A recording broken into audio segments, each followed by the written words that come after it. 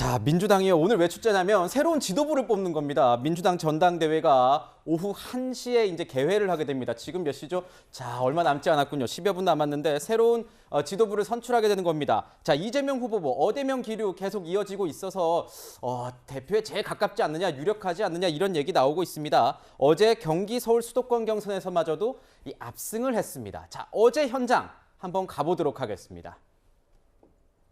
변함없는 높은 지지에 진심으로 감사드립니다. 마지막 순간까지 최선을 다하도록 하겠습니다. 점점 어깨가 무거워진다는 느낌이 듭니다.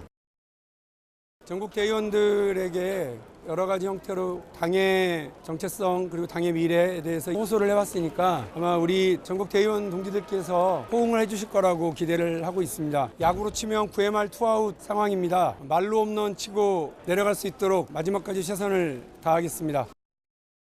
자, 9회 말 투아웃까지 왔다 박용진 후보. 이 상대방인 박용진 후보는 이렇게 얘기는 했는데 어떻게 보십니까, 소장님? 지금 보면은 이 80%에 가까운 지지율을 계속 기록을 하면서 역대급 지지율 나오지 않겠느냐 뭐 이런 얘기도 나오는데요. 이재명 후보가. 그렇죠. 지금 야당의 계보를 쭉 보면 제일 많은 득표를 하신 분이 김대중 전 대통령인데 그때 당시가 한 77% 당대표 될 때 이거를 아마 상회할 가능성이 있어요. 그 외에는 다 이제 그 밑입니다. 그러니까 최고의 득표율을 보이느냐 마느냐의 어떤 그런 부분인데 결과적으로 전체적으로 보면 어대명이 확인되는 전대였다. 그러니까 거꾸로 얘기하면 우리가 얘기하는 이제 이 흥행이랄까요? 뭐 이런 부분에서는 그렇게까지 이렇게 좀 도움이 되지 않는 그런 부분도 있지만 네.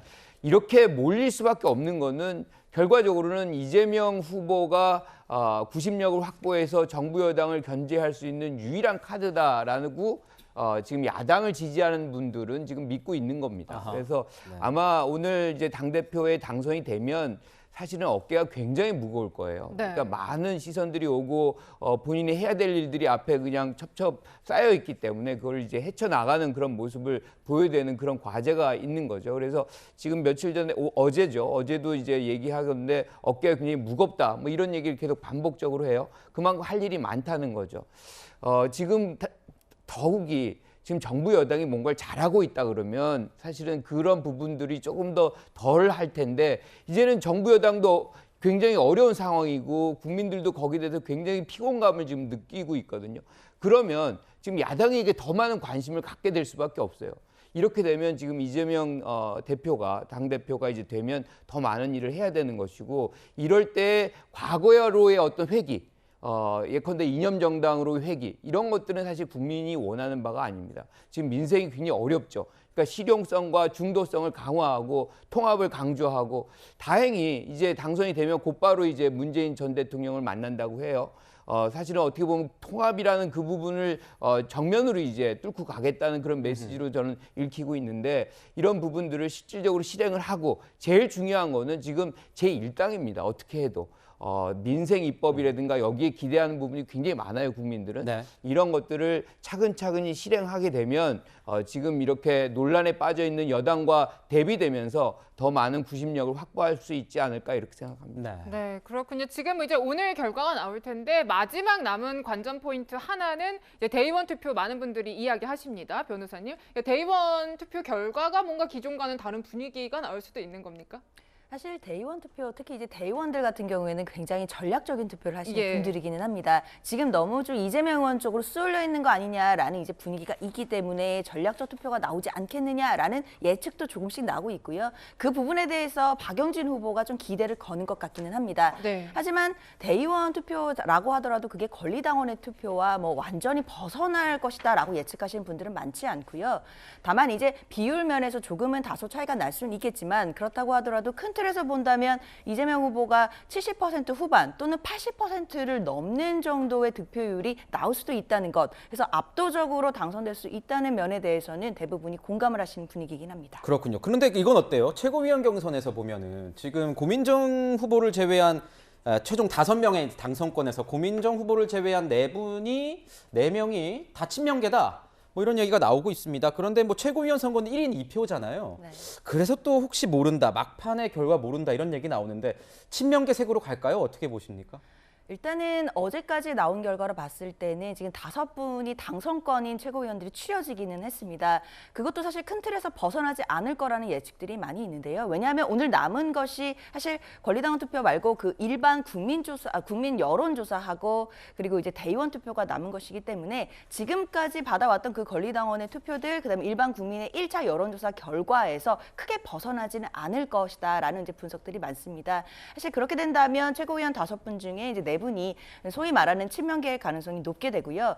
그렇다 하더라도 일단 새로 출범하는 지도부가 이런 좀 어떻게 보면 계파 갈등이 있을 수 있다라는 부분에 대한 어떤 그런 뭐 우려라든지 뭐 그런 부분도 숙제로 네. 남아있기 때문에 잘 떨쳐서 나가서 어떻게 하면 당을 통합할 수 있을지에 대해서 고민하는 것도 과제라고 하겠습니다. 그렇군요. 네, 지금 이 어대면 기류 속에서 오늘 만약 이재명 대표가 되는 그런 민주당으로 변화를 한다면요, 평론가님. 네. 앞으로 이제 현 정부와 많은 일들을 하게 될 겁니다. 뭐 견제도 하고 협치도 중요할 텐데 어떻게 보고 계십니까? 지금 교수님께서 말씀하셨듯이, 소장님께서 말씀하셨듯이 사실 통합과 실용 이쪽으로 나간다면 상당히 바람직하겠지요.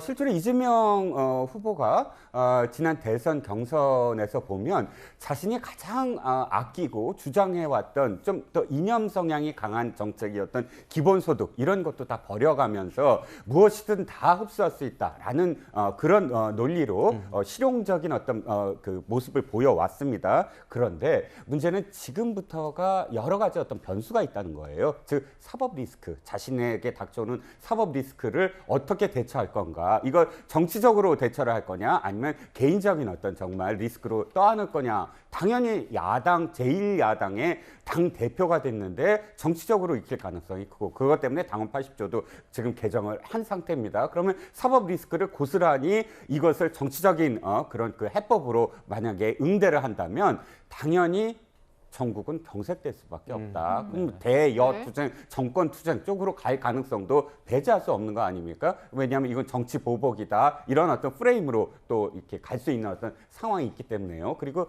한 가지 제가 우려하는 건 이겁니다. 김대중 대통령 말씀하셨지만 김대중 대통령이 그 당을 만들었을 때 그 당에 대해서 김대중의 뭐 새천년 민주다 이렇게 표현하지 않았습니다. 김대중 대통령은 동지들이 만든 당이라고 언제나 표현을 했습니다. 네. 그런데 이재명 지금 후보 같은 경우는 지난번 당의 대선 후보가 됐을 때 이렇게 얘기했습니다. 그때 나온 얘기가 이재명의 민주당이었어요. 즉 이건 정당 민주주의에 있어서 사실 자신이 이렇게 만든 당도 아니고 자신을 내세워서 하나의 어떤 자신의 색깔로 당을 만들겠다라는 그런 뜻으로 읽히는 어떤 분위기 속에서 그나마 견제할 수 있는 그런 그 최고위원마저도 다 친이계로 뒤덮어 버린다면 이 당에 좀 협치로 갑시다, 아니면 중도로 갑시다, 실용으로 갑시다라는 목소리조차도 없어지는 게 아니냐. 그게 우려되는 대목이죠. 자꾸 이게 논란이 될 만한 질문을 어떻게 하다 보니까 이도움 위원님께 하게 되는데 저는 궁금한 게 또 이런 겁니다. 윤석열 대통령과 이재명 만약에 당대표가 된다면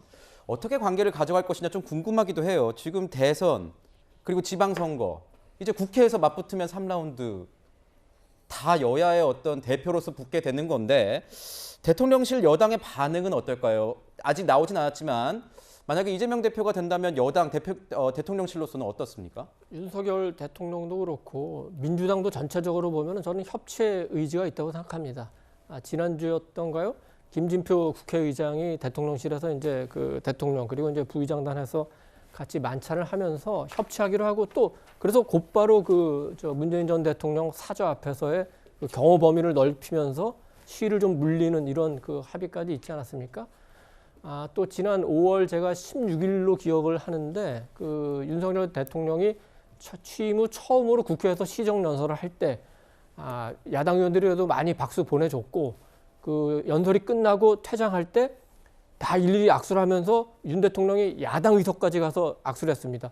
야당 의원분들이 끝까지 기다리면서 다 윤 대통령하고 악수하면서 웃으면서 인사했어요. 저는 기본적인 여야의 그 협치의 의지는 있다고 생각합니다. 그래서 새 지도부가 구성되면은 대통령실에서도 적극적으로 협치하려고 할 겁니다. 다만 이제 걱정이 되는 거는 그 이재명 이제 의원이 사법 리스크가 있기 때문에 예를 들어서 수사라든지 소환이라든지 기소가 이제 현실화되면은 야당에선 반발할 거고 그렇게 되면은 아무리 정치와 수사를 분리한다고 하더라도 영향을 받을 수밖에 없기 때문에 현실적으로는 협치를 추구하되 그것이 현실화되기는 당분간은 좀 어렵겠다. 이게 좀 현실적인 분석인 것 같습니다. 그렇군요. 네, 그리고 이 선거 과정에서 당내에서 계파 갈등 얘기 참 많이 나왔습니다. 이재명 후보가 당 대표가 된다면 당장 바로 일정으로요, 변호사님. 이제 문재인 전 대통령 만나러 간다는 얘기 나와요. 아무래도 좀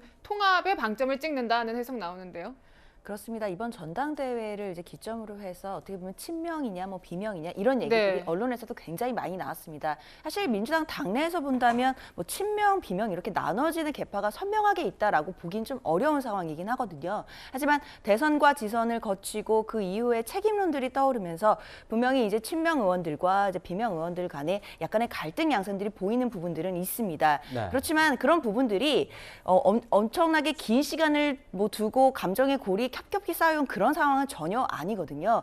그렇기 때문에 통합이라든지 함께 나아가는 야당의 모습을 보여줄 수 있는 가능성은 얼마든지 열려 있고 그런 첫 번째 행보로서 문재인 대통령을 이제 찾아뵙고 같이 이제 통합의 행보를 보여주고 함께하는 모습을 보여준다면 야당으로서는 앞으로 남아있는 혁신과 쇄신의 과제 그리고 당 내부를 다시 통합하고 그리고 건강하게 여당을 견제하면서 야당으로서 협치할 건 또 협치하고 국민을 위해서 민생과 또 경제 행보를 할 수 있는 정당으로 다시 태어나는 그런 기점이 돼야 될 것 같습니다. 자, 네. 민주당 전당대회 1시에 지금 개회를 했고요. 잠시 뒤에 45분쯤 되면은 아마 정견 발표 있을 예정이고 그 뒤로 투표 뭐 다 이어져서 6시쯤이면 당 대표 새로운 얼굴, 새로운 지도부가 나올 예정입니다. 자, 뉴스의 7시죠. 제일 빠른 뉴스로 가장 빠른 속보 전해드릴 테니까요. 함께 해주십시오. 네,